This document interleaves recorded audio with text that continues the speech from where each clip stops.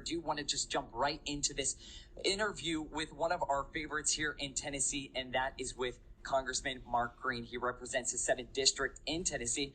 Congressman, thanks for joining us in Memphis this morning. How are you doing? Well, thank you very much, Ben. Glad to be with you. Absolutely. Want to start by talking about a story we've covered a lot on this program of the treatment of our guardsmen and women here in Tennessee, but also nationally. 2 weeks later, many still waiting for their discharge letters for refusing that federally mandated COVID-19 vaccine. Now, you introduced legislation that would fight to protect those guardsmen and women. Tell us quickly about the National Defense Authorization Act, and did Democrats work with you on passing this? So we had an amendment to the NDAA, the National Defense Authorization Act. Obviously, it is the annual bill that has to pass Congress because it authorizes basically the existence of our military and authorizes their equipment, their systems, etc. Authorizes their benefits, their pay.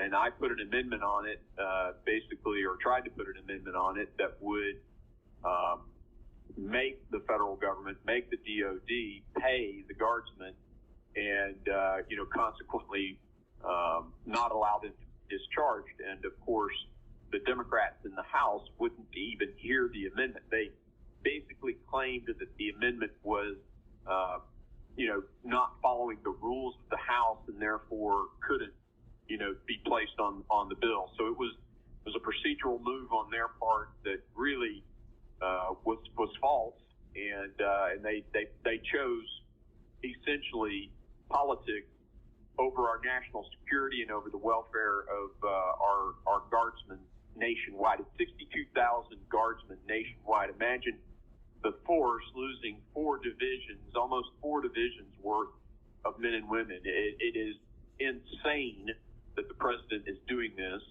Of course, Governor Lee has stepped up and sent demands that the exceptions be authorized, the religious exemptions, etc. And it's nothing but crickets, from what I understand, from DOD back to Governor Lee. You wrote the following on your colleagues on the left striking down that amendment. The National Guard and Reserve troops are the backbone of our national security. You said that again now. Can our national security afford just letting these guardsmen sit this one out?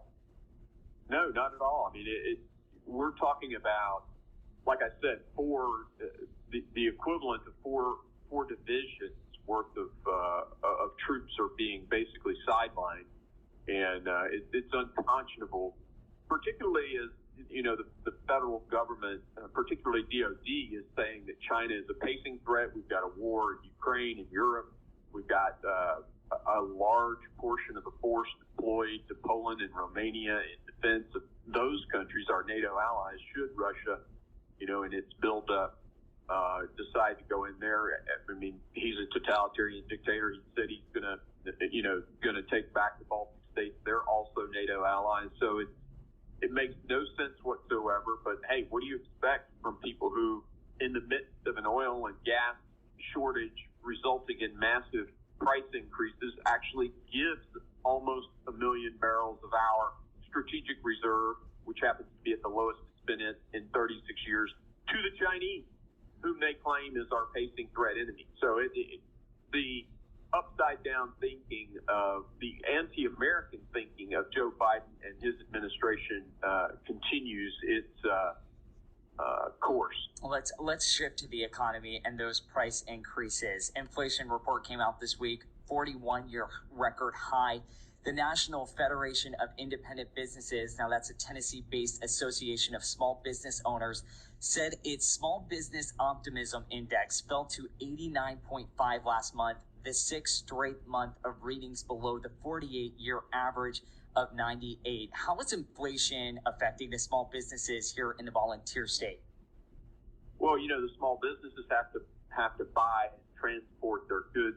They have to resource the services that they provide to Tennesseans, and they're paying a higher price for their goods. So it's eating into, and they're doing the best they can to not pass those increases on to their customers, but they're having to do so.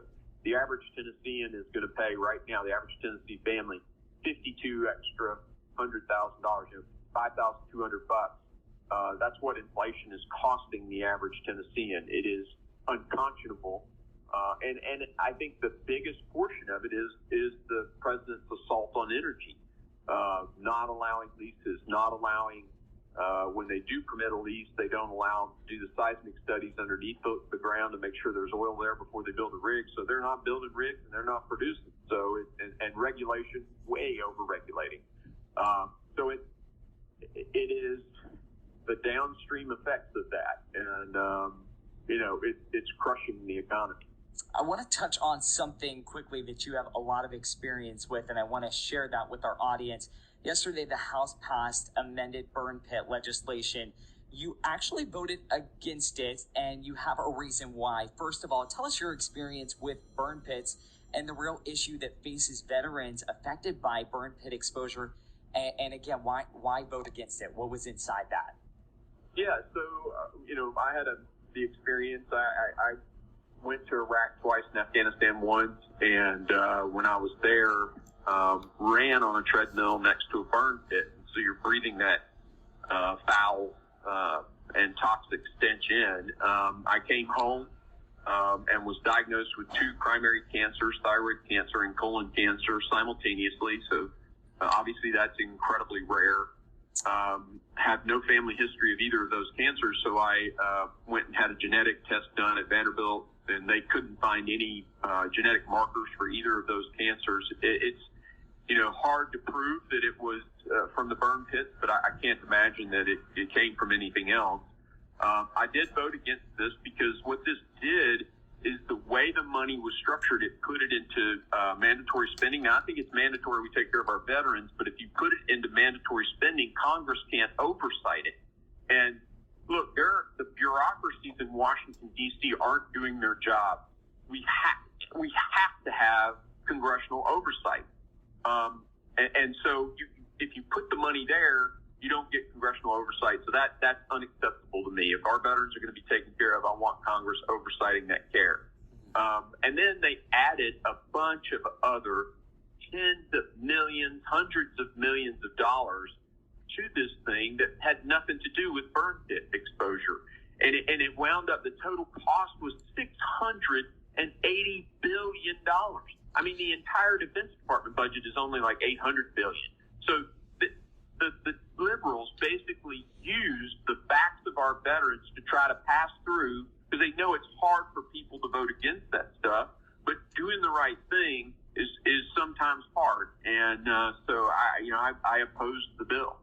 Well, we appreciate you breaking that complicated and I can tell a very, very difficult and real issue affecting our veterans. And we also, from the Mighty 90 to you, thank you for your service. Mark Green, Congressman here representing us in the 7th District. Thanks for joining us in Tennessee this morning.